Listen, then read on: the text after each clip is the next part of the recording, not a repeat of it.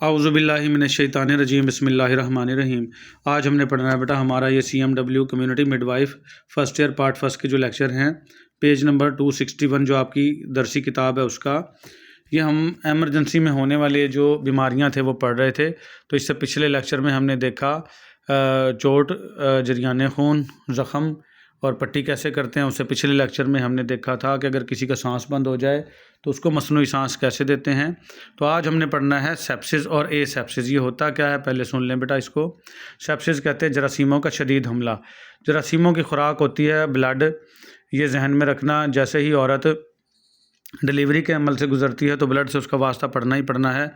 तो आपने ऐसे तरीक़ाकार अख्तियार करने हैं जैसे जरासीम से कम वास्ता पड़े। हाथ धोने हैं, ग्लव्स पहनने हैं और किसी भी खाम खा किसी चीज़ को नहीं छूना, और जो डिलीवरी के दौरान भी बहुत एहतियात करनी है। तो अगर जरासीमों का हमला हो जाए तो ये इतना शदीद होता है कि जानलेवा भी हो सकता है, और जरासीम खून तक भी पहुंच जाए तो इसको सेप्सिस कहते हैं, और मरीज़ की फ़ौरन मौत भी वाक़ई हो सकती है। एसेप्सिस होती है अगर जरासीम ना हो, बिल्कुल पाक हो जिस्म, तो एसेप्सिस, और जरासीम हो तो सेप्सिस। ठीक है, तो हम इसको पढ़ते हैं बेटा। सेप्सिस क्या है? जब किसी वजह से इंसानी बाफ्तों में नुकसानदेह छूत इन्फेक्शन की हालत पैदा हो जाती है तो ये तबाहकुन हालत सेप्सिस कहलाती है। इस तरह की हालत पैदा करने का बायस ख़ास तरह के जरासीम होते हैं। ये जरासीम या बैक्टीरिया या स्टेप्टोकोक्साई या स्टेफिलोकोक्साई होते हैं। ये कोक्साई जो है ना बेटा, बैक्टीरिया के गोल इकसाम होते हैं। स्टेप्टोकोक्साई होते हैं गोल और चेन की सूरत में, और स्टेफिलोकोक्साई होते हैं गोल और अंगूर के गुच्छे की शक्ल अख्तियार किए हुए होते हैं। ये तो ये जरासीम या बैक्टीरिया हैं जो ख़तरनाक होते हैं। ये जरासीमी अजसाम जो आँख से नज़र नहीं आते, जिस्म में ज़बरदस्त तकरीब कारी करते हैं, यानी कि घात लगा के बैठे रहते हैं, और जैसे ही उनको ब्लड या कोई ऐसी जगह मिलती है जहाँ पे वो अपनी नस्ल बढ़ा सके तो पता बढ़ाना शुरू कर देते हैं, तबाही लाते हैं। इस अमल के नतीजे में जिस्म के अंदर जहरीले मादे पैदा होते हैं। जिस्म में ये सेप्सिस का अमल इस वक्त होता है जब कोई इसके मुवाफिक हालात में असर आ जाएँ। फेवरेबल कंडीशन इंग्लिश में कहेंगे बेटा। तो मुवाफिक हालात क्या होंगे? ज़ाहिर बात है, जब डिलीवरी होगी, ब्लड होगा, तो मुवाफिक हालात होंगे उसके लिए। जब जिस्म में क़ुव्वत मुदाफ़त कम हो जाए, या होम्योपैथिक फ़िलासफ़ी के रूह से जिस्म की क़ुव्वत हयात, जिसको वाइटल फोर्स, कमज़ोर हो जाए। अच्छा, ये जो आपकी है ना बेटा क़ुव्वत मुदाफ़त, हम इंग्लिश में इम्यून सिस्टम कहते हैं, उर्दू में क़ुव्वत मुदाफ़त, और होम्योपैथिक में इसको हम कहते हैं क़ुव्वत हयात। ठीक है, इसमें है क्या? ये अल्लाह पाक का निज़ाम है बेटा। हमारे जिस्म में अल्लाह पाक ने वाइट ब्लड सेल रखे हुए हैं। वाइट ब्लड सेल क्या हैं? हमारे जिस्म में पुलिस फोर्स हैं। जैसे पुलिस या हमारी आर्मी, जैसे क्रिमिनल आते हैं कोई भी बॉडी के अंदर, हमारे मुल्क के अंदर, तो उनको पकड़ के उनको मारती है और उनको जेल में बंद कर देती है।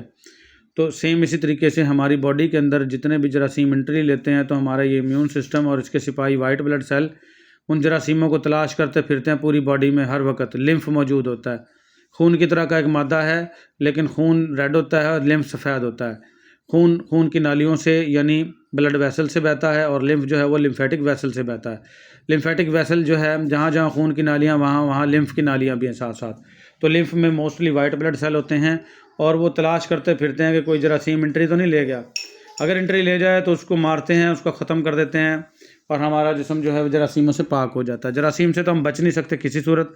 सांस के साथ एंट्री ले रहे हैं, खाने के साथ एंट्री ले रहे हैं, लेकिन ये हमारा जो इम्यून सिस्टम है, जिसको क़ुव्वत हयात भी कह रहे हैं, तो ये जो है हमें जरासीमों से बचाता है। लेकिन खुदा न खास्ता ये कभी कमज़ोर हो जाए तो ये सेप्सिस का अमल हो जाता है। जरासीम घात लगा के बैठे होते हैं और हमें जो है वो बीमार कर देते हैं। तो जैसे ये क़ुव्वत हयात कमज़ोर हो जाए तो इस वक्त जरासीम को हमले का मौका मिल जाता है, क्योंकि इस वक्त जिस्म की जरासीम के लिए इस कदर कबूलियत ज़्यादा होती है।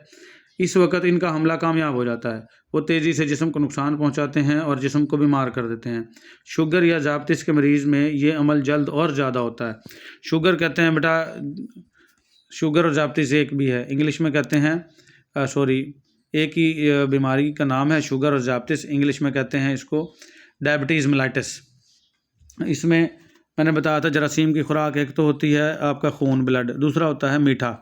तो जिसका बॉडी में शुगर होगी तो उसकी ज़ाहिर बात है उसके खून में मिठास ज़्यादा होगी, और जरासीम बहुत तेज़ी से अपनी नस्ल बढ़ाना शुरू कर देते हैं। और आपने देखा होगा शुगर के मरीज़ों के पाँव गल जाते हैं, हाथ गल जाते हैं, काटने भी पड़ जाते हैं, स्मेल बदबूदार आती है। क्या है वो, वहाँ पे जरासीम ज़्यादा हो गए हैं।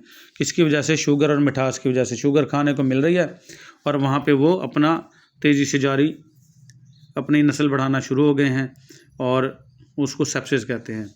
तो ए सेप्सिस क्या है? ए सेप्सिस मैंने बताया था, जरासीम ना हो, बॉडी जरासीम से पाक हो, तो इस हालत को हम ए सेप्सिस कहते हैं। ऐसी हालत में जब जिस्म सेप्सिस की हालत या कैफियत से इंतहाई दर्जा तक पाक और महफूज होता है, इसमें किसी तरह के बैक्टीरिया या किसी जरासीम की तखरीबकारी नहीं होती, जिस्म में कोई बीमारी पैदा करने वाले जरासीम कार फरमा नहीं होते, तो ये साफ़ सुथरी हालत ए सेप्सिस कहलाती है। जिस्म की यह हालत एंटीसेप्टिक और दीगर जरासीम कुछ तरीक़ों से हासिल की जाती है। ए सेप्सिस की हालत में जिस्म बीमारी से महफूज होता है, जिस्म में किसी तरह की इन्फेक्शन या छूत का ख़तरा नहीं होता। इस सूरत हाल में जिस्म की क़ुव्वत हयात यानी वाइटल फोर्स बहुत सेहतमंद और ताकतवर हालत में होती है और जिस्म बीमारी से बचा रहता है। फिर आ जाता है बेटा दम घुटना। दम कई तरीके से घुट सकता है बेटा। दम घुटने की वजूहात क्या होंगी, यहाँ पे नीचे दी जा रही हैं। बाज़ औक़ात छोटे बच्चों का कंबल और या लिहाफ के अंदर दम घुट जाता है। अक्सर औक़ात जो न्यू बॉर्न बेबी हैं, जो बच्चे पैदा होते हैं और ख़ास तौर पर पहला बच्चा, माँ को इतनी सेंस नहीं होती कि किस तरीके से करवट लेनी है, कैसे सोना है, कैसे बच्चे को ढाँप के रखना है। अक्सर औक़ात सर्दियों में अगर कोई बच्चा पैदा हुआ है तो रज़ाई उसके मुंह पे आ गई या कंबल आ गया और माँ ने भी करवट बदली तो बच्चे के ऊपर ही आ गई, उसको नींद में पता नहीं चला और बच्चे का दम घुट गया। तो इस तरह की होती हैं चीज़ें, इनसे आपने जो है इज्तनाब करना है। मोस्टली बच्चे जो है बेचारे ना वो बता सकते हैं, ना वो अपनी रज़ाई या कंबल अपने ऊपर से उतार सकते हैं और उनकी मौत वाक़ई हो जाती है। इसके अलावा बाज़ औक़ात किसी जगह धुआँ जमा हो जाने से वहाँ मौजूद अफराद का दम घुट जाता है। बाज़ औक़ात किसी तंग कमरे में गुंजाइश से ज़्यादा अफराद सोने से ऑक्सीजन कम होने और कार्बन डाइऑक्साइड ज़्यादा हो जाने से भी दम घुटने की हालत पैदा हो जाती है। अक्सर औक़ात सर्दियों में होता है, जो लोग अंगीठी जला के सो जाते हैं, ख़ासकर कोयलों वाली कमरा गर्म करने के लिए, तो होता क्या है, वो उससे कार्बन मोनोऑक्साइड या कार्बन डाइऑक्साइड पैदा हुई और हमने भी सांस के ज़रिए बाहर कार्बन डाइऑक्साइड निकाली, तो रूम में ऑक्सीजन कम हो गई और कार्बन डाइऑक्साइड ज़्यादा होगी और ये हालत इतनी ख़तरनाक होती है कि जो लोग सोए हुए हैं उनको दरवाज़ा खोलने तक भी मोहलत नहीं मिलती और उनका दम घुट के 10 लोग 8 लोग जितने सोए हुए थे सारों की मौत वाक़ई हो जाती है। तो ये बड़ी ख़तरनाक सूरत हाल है। अंगीठी या हीटर चला के रात को सर्दियों में नहीं सोना चाहिए और कोई ना कोई छोटा सुराख या कोई खिड़की या रोशनदान इतना खुला हो कि खुदा न खास्ता दम घुटने की सिचुएशन पैदा ही ना हो, वहाँ से ऑक्सीजन आती रहे। बाज़ औक़ात कमरे में गैस हीटर का इस्तेमाल होता है। गैस की किसी ख़राबी से गैस कमरे में जमा होकर दम घुटने का बायस बनती है। अक्सर औक़ात ऐसा होता है बेटा कि गैस की लोड शेडिंग होती है, आपने हीटर चलाया हुआ था गैस का और सो गए आप, गैस चली गई, हीटर भी बंद हो गया, गैस चली गई, कोई मसला नहीं है। लेकिन जब दोबारा गैस आएगी तो वो आपका हीटर चालू था तो वो गैस खुद ब खुद निकलना शुरू हो जाएगी और वो गैस डायरेक्ट आ रही है। जब गैस जलती है तो उसके ज़हरीले असरात फिर भी कुछ हद तक कम हो जाते हैं, लेकिन डायरेक्ट गैस आएगी तो कमरे में बंद हो जाएगी और दम घोट के रख देगी। इसके अलावा दम घुटने की बहुत सी सूरतें हो सकती हैं, लेकिन आम तौर पर जब दम घुटता है तो मरीज़ बेहोश हो जाता है और उसके बाद मौत भी वाक़ई हो जाती है। बेटा यहाँ पे आगे लिख लें। फिर आ जाएंगे एहतियाती तदाबीर क्या करनी है। सबसे कबल ख़ुद को महफूज करके जाए हादसा से मुतल्लिका फ़र्द को दूर ले जाएं। ख़ुद को बचाना सबसे ज़्यादा ज़रूरी है। ऐसा ना हो कि दूसरों को बचाते हुए आप ख़ुद ही दम घुटने का शिकार हो जाएं। ये बेटा बहुत अहम बात की है उसने। एक बार की ऐसी सिचुएशन थी कि मेरी जॉब है 1122 के अंदर, तो उस वक़्त एक केस आया हमारे पास। ये जो ट्यूबवेल के कुएँ होते हैं, जहाँ पे ट्यूबवेल लगा होता है कुछ इलाकों में, अब तो कुएँ ख़त्म हो गए हैं, लेकिन पहले के वक्तों में कुआँ बनाया जाता था और उसके अंदर मोटर और पंखा फिट होता था नीचे जाके। तो उसमें किसी ने कोई स्प्रे की खाली बोतलें मेरे ख्याल से डाली हुई थी और उसमें ना गैस पैदा हुई हुई थी। तो उसमें पहले तो सीढ़ियाँ वगैरह पौड़ियाँ वगैरह लगाते हैं, लेकिन उसमें वो भी नहीं थी। एक शख्स रस्से के साथ नीचे उतरा है, वो कोई ख़राबी होगी नीचे जो फ़ैन लगा होता है पानी ऊपर खींच के पहुंचाने के लिए उसमें, तो उसकी मौत वाक़ई हो गई। वो गिरा, मौत वाक़ई हो गई। दूसरा शख्स उसको बचाने गया, वो भी मर गया। तीसरा उसको उन दोनों को निकालने गया, वो भी उसकी भी डेथ हो गई। चौथा उनको निकालने के लिए गया है, मुँह ढाँप के उसने बड़ी मुश्किल से वो दरमियान में पहुँचा है तो उसको इतनी गैस थी कि उसकी भी हालत ख़राब होगी। पाँचवा शख्स बड़ी मुश्किल से जाके उसने वो एक रस्सी के साथ बांध के उनको ऊपर भेजा है और उसकी भी हालत ख़राब होगी। तो 3 लोगों की जो है वो मौत वाक़ई हो चुकी थी और 2 शख्स जो है वो इंतहाई शदीद जो दम घुटने की हालत में थे तो इस तरीके से ख़ुद को भी बचाना ज़रूरी है। ये ना हो कि आप किसी को बचाने जाएं और आपका ख़ुद का भी दम घुट जाए। तो मरीज़ को पुरसकून और ज़्यादा हवादार जगह पर ले जाएं। इसके गले का बटन खोल दें। गले का नहीं मतलब जो उसका गिरेबान होता है कमीज़ के। चेहरे पर ठंडे पानी के छींटे मारें ताकि वो होश में आ सके। मुतासरा जो फ़र्द के सीने और पेशानी पर कपड़ा या तौलिया गीला करके रखें। अगर मुतासरा शख्स का सांस रुक रहा हो तो मसनू तरीके से सांस जारी करने की कोशिश करें उसकी। फिर आ जाएंगे बेटा, ये हमारा था दम घुटना और हमने उससे पहले सेप्सिस और एसेप्सिस देखा। तो अब आ जाएंगे हमारे खून के ब्लड ग्रुप। ये याद रखें बेटा, खून के ब्लड ग्रुप जो होते हैं वो 4 होते हैं। याद रखें ए बी और ओ 4 हो गए और 4 के 8 बन जाते हैं बेटा। ये पॉजिटिव भी होते हैं और नेगेटिव भी। ए पॉजिटिव भी होगा नेगेटिव भी, बी पॉजिटिव भी होगा नेगेटिव भी, ए भी पॉजिटिव भी होगा और नेगेटिव भी, और ओ पॉजिटिव भी होगा और नेगेटिव भी। तो 4 पॉजिटिव वाले और 4 नेगेटिव वाले, टोटल 8 हो गए। ठीक है, बुनियादी तौर पर खून के 4 ग्रुप हैं बेटा, ए बी और ओ हैं। और हर ग्रुप RH फैक्टर की निस्बत से नेगेटिव या पॉजिटिव होता है। जिसमें RH पॉजिटिव हो तो ये ब्लड ग्रुप सारे पॉजिटिव होंगे उसके, और RH नेगेटिव हो तो ये चारों ब्लड ग्रुप क्या होंगे, नेगेटिव होंगे। ठीक है, ए ग्रुप है वो अफराद जो खून ए ग्रुप से ताल्लुक़ रखते हैं। इनके खून के सुर्ख ज़रात के अंदर सिर्फ एक किस्म के चिपकने वाला मादा होता है, इसको कहते हैं बेटा एंटीजन ए, और प्लाज्मा में बी किस्म का मादा नहीं होता। तो ये जहन में रखें, ए ग्रुप में ए चिपकने वाला मादा, बी में बी चिपकने वाला मादा। और अगर ए ग्रुप वाले खून की ज़रूरत हो तो इसको ए और ओ ग्रुप का खून दिया जा सकता है। अब ये भी पता चल गया बेटा कि अगर किसी का ए ग्रुप था तो वो ओ वाले कुछ से भी ले सकता है और ए वाले से तो लेगा ही लेगा। और अगर ए ग्रुप वाला किसी को खून देना चाहे तो वो ए और ए बी ग्रुप वालों को दोनों का खून दे सकता है। फिर आ जाएगा बी ग्रुप बेटा, वो अफराद जिनका ताल्लुक बी ग्रुप से होता है। इनके खून में के ज़रात में बी किस्म का चिपकने वाला मादा होता है और प्लाज्मा में ए किस्म का मादा नहीं होता। और अगर बी ग्रुप वाले को खून की ज़रूरत हो तो वो बी और ओ ग्रुप का खून दिया जा सकता है उसको। अच्छा, ये ओ जहन में रखें बेटा, ये यूनिवर्सल डोनर कहलाता है। ये सबको खून दे सकता है। ओ वाला सबको ही ब्लड दे सकता है। ए वाले को भी दे सकता है, बी वाले को भी दे सकता है, ए बी वाले को भी दे सकता है और ओ वाले को भी दे सकता है। सबको खून जो है वो ओ वाला दे सकता है। ठीक है, लेकिन अगर बी ग्रुप वाला किसी को खून देना चाहे तो बी और ए बी वाले को खून दे सकता है। फिर आ जाएगा ए बी ग्रुप, ऐसे अफराद जो खून के ए बी ग्रुप से ताल्लुक़ रखते हैं। इनके खून के सुर्ख ज़रात में ए और बी दोनों किस्म का चिपकने वाला मादा होता है और इनके प्लाज्मा में कोई मादा नहीं होता। यानी प्लाज्मा में कोई मादा नहीं होगा और खून में ए और बी दोनों किस्म का मादा होगा, इसलिए इसको हम ए बी ग्रुप कहते हैं। अगर ए बी ग्रुप वाले खून की ज़रूरत हो तो वो ए बी और ओ ये चारों से खून वो दिया जा सकता है, चारों से खून ले सकता है ये। और अगर ए बी वाला ग्रुप किसी को खून देना चाहे तो वो सिर्फ ए बी ग्रुप वाले को खून दे सकता है, ले चारों से सकता है, दे सिर्फ ए बी वाले को सकता है ये। और फिर आ जाएगा बेटा ओ ग्रुप, वो अफराद जिनका ताल्लुक़ खून के ओ ग्रुप से होता है। इनके खून के सुर्खदरात में किसी किस्म का चिपकने वाला मादा नहीं होता। असल में बेटा ये ओ ना ज़ीरो है, ज़ीरो यानी ज़ीरो चिपकने वाला मादा, ज़ीरो से फिर ओ बना है ये है, तो यानी कि इसलिए ज़ीरो ग्रुप है ये ओ ग्रुप। तो क्योंकि इसमें कोई भी मादा नहीं होता इसलिए कहते हैं ज़ीरो मादा है।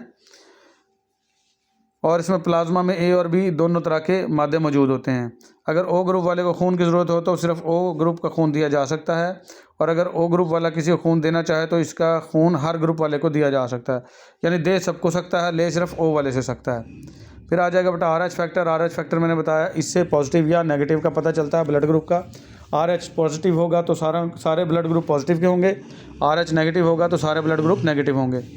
जब खून के किसी ग्रुप का जिक्र होता है तो इसके मस्बत या मनफी होने का जिक्र होता है, यानी ए पॉजिटिव है या ए नेगेटिव। ठीक है, बी पॉजिटिव है या B negative, A B positive है या A B negative, O positive है या ओ नेगेटिव। तो ओ पॉजिटिव या नेगेटिव होने का, मस्बत या मनफी होने का जिक्र होता है। खून के ग्रुप मनफी या मस्बत यानी नेगेटिव या पॉजिटिव होना इसके RH फैक्टर है। RH फैक्टर दरअसल एक एंटीजन है जो कि 85% लोगों के खून में मौजूद होता है, और वो अफराद जिनके खून में ये एंटीजन होता है वो RH पॉजिटिव कहलाते हैं, और जिन अफराद के खून में ये नहीं मादा होता तो उसको RH नेगेटिव कहते हैं। तो इंतकाल खून यानी खून मुंतकिल करना बेटा, एक से दूसरे को देना, उसको इंतकाल खून कहेंगे। इसका मतलब ये नहीं खून इंतकाल कर गया मर गया, नहीं। इंतकाल का मतलब होता मुंतकिल होना। वो जो ऐलान करते हैं कि फ़लाँ का इंतकाल हो गया, इसका मतलब वो है कि वो इस जहान से अगले जहान में मुंतकिल हो गया है। तो कुछ लोगों का ख्याल यही है इंतकाल का मतलब मर जाना होता है।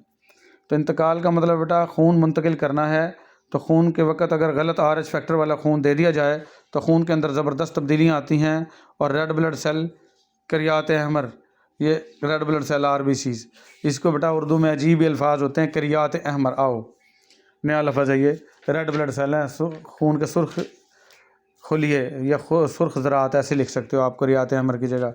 करियात अहमर याद हो जाए तो कमाल ही बात है। ठीक है, तो उनकी तबाही हो जाएगी और आदमी की मौत वाक़ई हो जाती है, यानी कि उसके रेड ब्लड सेल मर जाएंगे और उसकी मौत वाक़ई हो जाएगी। लिहाजा ये अमर बहुत ज़रूरी है कि जब भी खून का इंतकाल करना हो, ये करता हो नहीं बेटा, करना हो, इस और इसी के ग्रुप के साथ दुरुस्त RH फैक्टर का भी ख्याल रखा जाता है और इसी ग्रुप और RH फैक्टर वाला खून दिया जाए। तो सॉरी बेटा, ये थोड़ा सा ना आगे पीछे उन्होंने कर दिया है, मैं इसको अपने अल्फाज में सीधा करता हूँ कि जब भी किसी को खून देना हो या खून मुंतकिल करना हो तो उसका ग्रुप भी अच्छे से करना है और उसका RH फैक्टर भी अच्छे से देखना है कि पॉजिटिव है या नेगेटिव है। बाज़ औक़ात ऐसा होता है कि औरत के खून का RH फैक्टर मनफी होता है और इसके रहम में जो मौजूद बच्चा है उसका RH फैक्टर मस्बत होता है। हाँ, ये बात काबिल गौर है बेटा, ये समझनी है आपने। यहाँ पे थोड़ी पेचीदगियाँ आती हैं। वैसे तो अल्लाह का निज़ाम है, माँ का खून जो भी हो, बच्चे का खून जो भी हो, तो एक प्लेसेंटा है, प्लेसेंटा अल्लाह पाक ने ऐसी बनाई है जिसको आवल कहते हैं, वो दोनों के खून को मिक्सअप होने नहीं देती। तो लेकिन कभी कभार ऐसे होता है कि मिक्सअप हो जाते हैं। अब ये ज़हन में रखना, माँ का मनफी है और बच्चे का मस्बत है, पॉजिटिव। ऐसी हालत में बाज़ औक़ात पेचीदगियाँ पैदा हो जाती हैं। इस बात का अंदेशा होता है कि जेनियन कहते हैं बच्चा जो माँ के पेट में जन्म ले रहा है, इंग्लिश में फिटस कहेंगे उसको, उसके खून के खुलियात अगर माँ के खून में दाखिल हो जाएँ तो इससे एंटीबॉडी पैदा होती है। एंटीबॉडी जनियन के खून में शामिल हो जाती है और इसके खून के सुर्ख ज़रात रेड ब्लड सेल को तबाह कर देती है। इससे बच्चे की मौत वाक़ई हो जाती है। अगर बच भी जाए तो पैदाइश के तौर पर खून की कमी यानी अनीमिया या यरकान का शिकार होता है। बाज़ औक़ात ऐसे बच्चों में खून तब्दील करना पड़ता है। लिहाजा इन मज़कूरा बातों से ये बात मानने में आती है कि जिस कदर अहमियत खून के ग्रुप की है, इसी कदर इसकी अहमियत RH फैक्टर की भी होती है। लाजमी तौर पर RH फैक्टर पॉजिटिव या नेगेटिव लाजमी आपने देखना है। ये बेटा इसको थोड़ा सा मज़ीद देख लेते हैं। खून का इंतकाल का मतलब खून को मुंतकिल करना, ये कैसे है बेटा। इंतकाल खून से मुराद ये है कि किसी शख्स को खून देना या मुंतकिल करना। इंतकाल खून का नज़रिया जंग अज़ीम के बाद सामने आया। तो जंग अज़ीम क्या थी बेटा? जंग अज़ीम हुई थी 1856 में मेरे ख्याल हुई थी जंग अज़ीम। तो उसमें लोग जो है वो मरना शुरू हो गए, तो खून की कमी की वजह से तो उनको खून जो है वो लगाया जाने लगा। लोग कुछ खून देने के लिए तैयार थे, लेकिन उस वक़्त जो है उनको ये पता नहीं होता था कि खून का ब्लड ग्रुप कैसे करना है। पहले कभी कभार उन्होंने गाय, भैंस, बकरी इस तरह के खून भी मुंतकिल करने की कोशिश की थी, लेकिन वो कामयाब नहीं हुए, उनसे मौत वाक़ई हो जाती थी। तो फिर ये जो है इंतकाल खून से जो है वो सिस्टम उसका इसका जो नज़रिया जंग अज़ीम के बाद सामने आया, जब बहुत से ज़ख्मियों में इसकी ज़रूरत महसूस की गई। जब मुख्तलिफ़ हालतों में खून का इंतकाल किया जाता है तो इस शख्स को जिसके खून की ज़रूरत हो, इसके ग्रुप के हामिल किसी दूसरे शख्स का खून दिया जाता है। ये सीधे सीधे से अल्फाज हैं बेटा, अपने अल्फाज में भी लिख सकते हैं। जब किसी को खून की ज़रूरत हो तो इसको उसी जैसा खून, जैसे ए वाले को ए का, बी वाले को बी का, ए बी वाले को ए बी का और ओ वाले को ओ का, तो कोशिश तो यही करें कि जिसका जो ब्लड ग्रुप हो वही दें। अगर न मजबूरी हो, ना मिले, तो फिर ओ वाला खून जो हो सबको लगाया जा सकता है। ठीक है, खून की ज़रूरत कब होती है और इसके इंतकाल में किन बातों का ख्याल रखना चाहिए, इसका हम झेल में ज़िक्र करते हैं। झेल का मतलब होता है नीचे ज़िक्र किया जा रहा है। इंतकाल खून की ज़रूरत बेटा कब आती है? मुंतकिल करने की ज़रूरत। किसी हादसा की सूरत में अगर खून ज़्यादा बह जाए तो खून की कमी वाक़ई हो जाती है। इसकी ज़्यादा कमी ज़िंदगी के लिए ख़तरनाक हो सकती है। लिहाजा इस सूरत हाल में जिस्म के अंदर खून की फ़ौरी कमी को पूरा करने के लिए इंतकाल खून किया जाता है। किसी ऑपरेशन के दौरान जब खून ज़्यादा मकदार में ज़ाया हो जाए तो इस सूरत में भी इंतकाल खून की ज़रूरत पेश आ सकती है। विलादत के दौरान जब बच्चा पैदा होता है बेटा, अगर खून ज़्यादा ज़ाया हो जाए तो इस हालत में भी खून के इंतकाल की ज़रूरत पेश आती है ताकि ज़िंदगी बचाई जा सके। अगर किसी बीमारी के बायस खून की कमी वाक़ई हो जाए तो इस हालत में भी इंतकाल खून की ज़रूरत पेश आती है।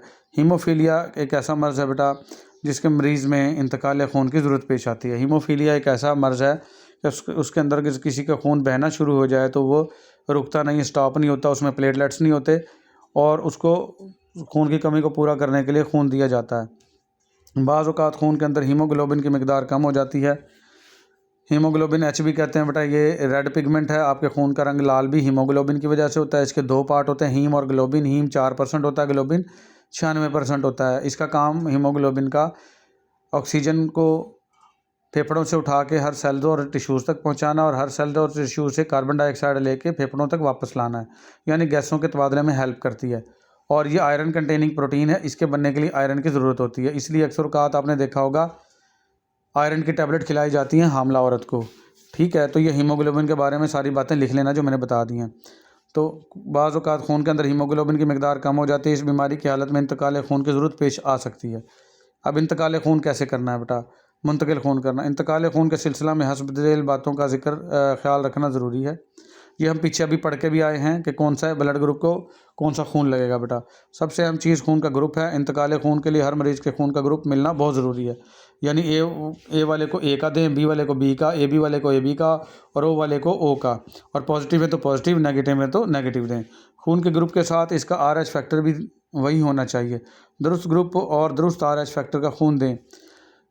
ग्रुप A वाले को A और O का खून दिया जा सकता है। O तो सबको ही दे सकता है ना बेटा। और ग्रुप B वाले को B का और O का। और ग्रुप AB वाले को AB और O का, यानी AB वाला चारों से खून ले सकता है। गलत ग्रुप या गलत RH फैक्टर का खून ना दें, इससे खून के अंदर खुलियात में तोड़ फोड़ होकर मौत वाक़ई हो सकती है। ब्लड बैंक में खून एहतियात के साथ रखना चाहिए। इसमें किसी किस्म की तब्दीली नुकसानदेह हो सकती है, जिस्म से बजाय फ़ायदे के नुकसान हो जाएगा। ठीक है। इंतकाल खून के लिए खून का अतिया देने वाले का खून निकालने के लिए मियारी बैग और सुई इस्तेमाल करें जो स्टेरिलाइज हो। स्टेरिलाइज का मतलब होता है जरासीम से पाक। आजकल तो बेटा ब्लड बैग बने बनाए मिल जाते हैं, उनके अंदर एक महलूल होता है। आपने पहले से देखा होगा, किसी ने जो हॉस्पिटल में काम करते हैं ब्लड बैग से वास्ता पड़ा होगा उनको, तो मुकम्मल बना बनाया मिल जाता है और स्टेरिलाइज ही होता है, यानी जरासीम से पाक होता है। खून हेपाटाइटिस और एड्स के जरासीमों से पाक होना चाहिए। जो जिसका खून बेटा लेना है उसका ये पहले टेस्ट करते हैं, हेपाटाइटिस बी और C, और एड्स के 3 टेस्ट होते हैं। रेफ्रिजरेटर में रखा खून इस्तेमाल करने के लिए गर्म ना करें, बल्कि ख़ास तरीक़ा से गर्म पानी के ज़रिए इसका दर्जा हरारत तब्दील करें। जब खून के इंतकाल की गर्ज से सुई लगा दी जाए तो ख़्याल रखें कि खून की मुंतकिली यकसा रफ्तार से और मुसलसल हो। इसकी रफ्तार और सप्लाई में रुकावट नहीं आनी चाहिए, वरना मसाइल जन्म ले सकते हैं। यानी स्लो और मतवातर चलता रहे, यानी जब आपने खून किसी को लगा दिया तो। खून की रफ्तार का तयन मरीज़ की ज़रूरत के मुताबिक करना चाहिए। आम तौर पर 20 से 40 के दरमियान रफ्तार रखी जाती है। 20 से 40 का मतलब क्या है कि 1 मिनट में 20 कतरे गिरें या 40 कतरे, इससे ज़्यादा रफ्तार नहीं होनी चाहिए। हालात के मुताबिक इसकी कमी बेशी हो सकती है, यह मरूज़ी बन सकती है। 20 से 40 कतरे बेटा।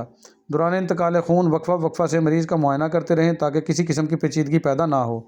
खून देने से कबल यानी यकीन कर लें कि खून सेहतमंद आदमी का है और बीमारी से पाक है। कभी भी बीमार और कमज़ोर आदमी का खून ना लें, इससे नुकसान होता है। हमेशा किसी अजीज़ रिश्तेदार का खून लें। नशाबाजों और तिजारती खून फरोशों से खून ना लें। कुछ होते हैं बेटा नशियाई लोग, खून बेच के आ जाते हैं और कुछ पैसों की खातिर, तो किसी अजीज़ या रिश्तेदार का खून लें, नशियों से बात रहें। इंतकाल खून के लिए बाजू की वरीद का इंतखाब करें। बाजू के अंदर वेनें थोड़ी सी मोटी होती हैं बेटा। ख़ास हालात में टांग की वरीद का इस्तेमाल हो सकता है, यानी अगर इंतहाई मरीज़ बेहोश है और उसकी कोई वेन मिल ही नहीं रही तो फिर टांग में भी लगाया जा सकता है। बच्चों में खून के इंतकाल सर की वरीद के ज़रिए भी हो सकता है, सर में भी लगाया जाता है उनको, बच्चों की जो अगर मुंतकिली खून की ज़रूरी हो। तो खून के इंतकाल की पेचीदगियाँ, अगर खुदा न खास्ता खून आपने दिया है तो उसमें कौन कौन सी पेचीदगियाँ आ सकती हैं। मसाइल का शिकार। बुनियादी तौर पर इंतकाल खून का मकसद किसी शख्स की जान बचाना होता है, लेकिन बाज़ हालात में किसी बेहतियाती या किसी और वजह से कोई पेचीदगी पैदा हो सकती है, नुकसान भी हो सकता है। इंतकाल खून के मुमकिन जो पेचीदगियाँ हैं वो दर्ज झेल हो सकती हैं बेटा। इंतकाल खून से चेहरे की रंगत तब्दील हो सकती है, गर्मी का एहसास हो सकता है, चेहरा सुर्ख हो सकता है।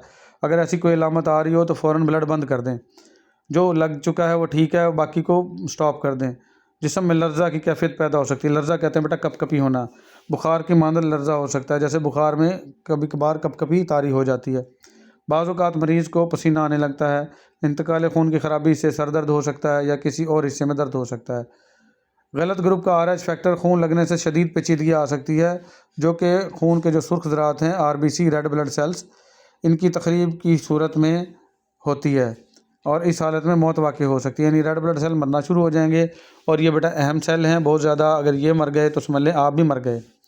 बाज़ औक़ात इंतकाल खून से यरकान हो जाता है। यरकान कहते हैं बेटा पीलिया, जिसमें खून के रेड ब्लड सेल बहुत ज़्यादा मर जाएंगे तो उसको यरकान हो जाएगा। खून को अगर दुरुस्त तरीके से महफूज ना किया गया हो तो इससे जो नुकसान होता है, इससे देखते ही देखते मरीज़ मर जाता है। यानी कि अगर खून जो है वो फ्रिज में नहीं रखा गया, 2-4 दिन 10 दिन पहले का था खून, और उसको या तो उसके अंदर जम गया था या कोई और मसला बन गया था, तो अगर ऐसा खून लगा दिया, इसलिए हमेशा कहते हैं फ़्रेश खून लगाएं। जो निकाला है फ्रेश फ़ौरन ही लगवा लें। रखा हुआ खून जो है वो नुकसानदेह हो सकता है और मौत वाक़ई हो सकती है। इंतकाल खून के नतीजा में गुर्दे भी फ़ेल हो सकते हैं। अस्तग़फ़िरुल्लाह। नुकसानात ज़्यादा हैं बेटा, फ़ायदे कम हैं। इंतहाई ज़रूरत में ही ब्लड लगवाएं, वरना इसके नुकसानात ज़्यादा हो सकते हैं। बाज़ औक़ात इंतकाल खून की पेचीदगी से पेशाब की बंदिश हो जाती है, पेशाब भी रुक सकता है। खून को मुनासिब रफ्तार से मुंतकिल करें। तेज़ इंतकाल किया जाए तो दिल पर दबाव आ जाता है, और अगर दिल पर दबाव बर्दाश्त ना करे तो मौत वाक़ई हो जाती है, दिल का अटैक भी हो जाता है। बाज़ औक़ात सुई बंद हो जाती है। सुई खोलने के लिए अगर कोई खलल करे और हवा का दबाव इस्तेमाल करे तो सुई तो खुल जाती है, लेकिन हवा मरीज़ के वरीदों में दाखिल होकर ख़तरनाक सूरत हाल पैदा कर सकती है। ये भी बेटा बहुत बड़ा पॉइंट है। आपने देखा होगा ड्रिप लगाते हैं, इंजेक्शन लगाते, पहले उसकी हवा बाहर निकालते हैं, एयर आउट करते हैं। अगर वो एयर आउट ना की जाए तो वो एयर जो है वो बबल्स अगर वेंस में, आर्टरीज़ में पहुंच गए तो इंतहाई नुकसान का बायस हो सकते हैं और दिल का अटैक भी हो सकता है। तो इसी तरीके से अगर जब खून मुंतकिल किया जा रहा है तो उसके अंदर भी अगर खून की वो अपना वेन वो बंद हो गई तो अगर उसमें हवा का यूज़ किया तो बड़ा नुकसान हो सकता है। इसलिए अगर उसको बंद हो भी जाए IV लाइन वगैरह, तो नॉर्मल सलाइन लेते हैं 1 cc और उसकी एयर अच्छे से आउट करके तो वो पुश करते हैं। नॉर्मल सलाइन अगर अंदर चली भी जाएगी तो नुकसान नहीं होगा और आपका जो IV लाइन है वो वाश आउट हो जाती है। कभी भी हवा का इस्तेमाल ना करें। बाज़ औक़ात खून के ज़रिए किसी मरीज़ का जरासीम मुंतकिल हो जाता है, यानी पहले वैसे तो खून में आम तौर पर जरासीम नहीं थे, होते ही नहीं है, लेकिन अगर आपने किसी से खून लिया था तो उसके खून में जरासीम मौजूद थे, वो जरासीम एंट्री ले गए, ठीक है, और इससे मुतल्लिका मर्ज़ हो सकता है जैसे मलेरिया, एड्स, हेपेटाइटिस वगैरह। लिहाजा अगर खून के इंतकाल की पेचीदगी को बर वक्त कंट्रोल कर लिया जाए तो मरीज़ की जान बच जाती है, लेकिन अगर ताख़ीर हो तो इससे जान को ख़तरा हो सकता है। लिहाजा ज़रूरी है कि इंतकाल खून में हर तरह की एहतियात का ख्याल रखा जाए, वरना जान जा सकती है। तो ये था बेटा खून को कैसे मुंतकिल करना है, उसकी पेचीदगियाँ, खून के जो अज्जाए तरकीबी हैं, ब्लड कंपोनेंट्स, इसमें red blood cell, white blood cell, platelets, इनके काम क्या होते हैं, वो हम पढ़ेंगे अगले लेक्चर में। आज के लिए हमारा इतना ही, मिलेंगे अगले लेक्चर में बेटा। अल्लाह हाफ़िज़।